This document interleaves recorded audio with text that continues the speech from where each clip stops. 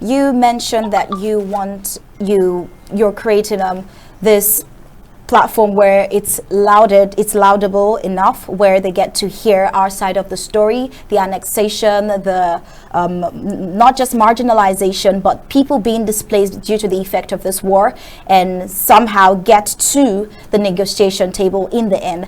Now, the question I want to ask is, do you think it's a matter of ignorance? Because I believe this interim government has been doing its best to make this crisis, this war going on in Ambazonia, loud enough to the ears of the international community. Do you think it's a matter of ignorance or laxity? And if you think so on any of them, why do you think the international community, like the International Court of Justice, is being lazy or stalling towards getting this whole war to come to an end and bringing La République du Cameroon to the negotiation table? Why do you think so?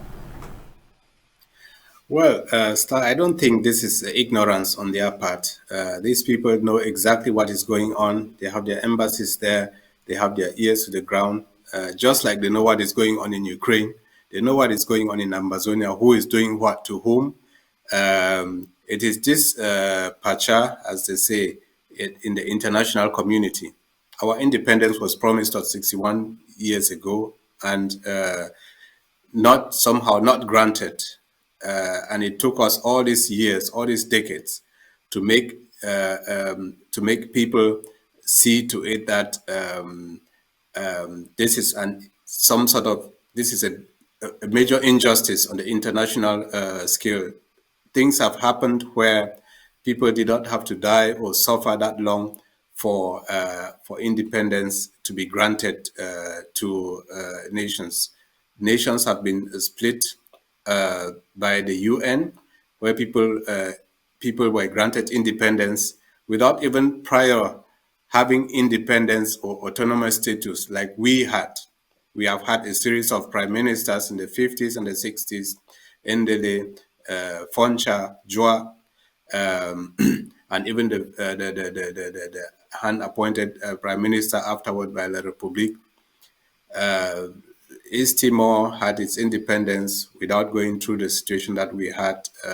Eritrea had its independence from Ethiopia. There are cases which we can point to which were not as clear as ours. So it is not ignorance. It is this double standards of doing things in the world. Everybody is flocking today over to Ukraine to help them in their war. I mean, I stand for the people of Ukraine, also for their total independence, that the aggressor be warded off, but also for my country, Southern Cameroon's aka Ambazonia. We also deserve the same respect, the same treatment, the same justice that is being meted out to other suffering people like they do elsewhere. So I see double standards here, and that is what we are going to call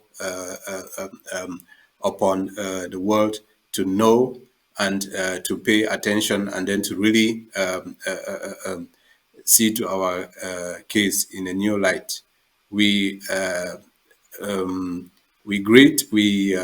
applaud what countries like the United States of America have done. They have made resolutions and even thrown our killers, La République, out of this AGOA agreement and cut military aid to our killers, citing the reason that they used that military aid to kill their own people, to kill us, Southern Cameroonians. So those are little steps in that direction. We hope that many other world powers, Germany, other countries which back then voted for our independence, that they will stand to what they voted for and act accordingly. Because those treaties, those agreements, those resolutions, there is never a time where you say, well, they are now out of order,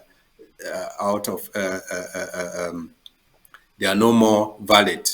They are always valid. So those people should stand up to their words and treat us accordingly, and not discard us to the side and ignore us and use double standards, helping other people elsewhere and ignoring us like they are doing now.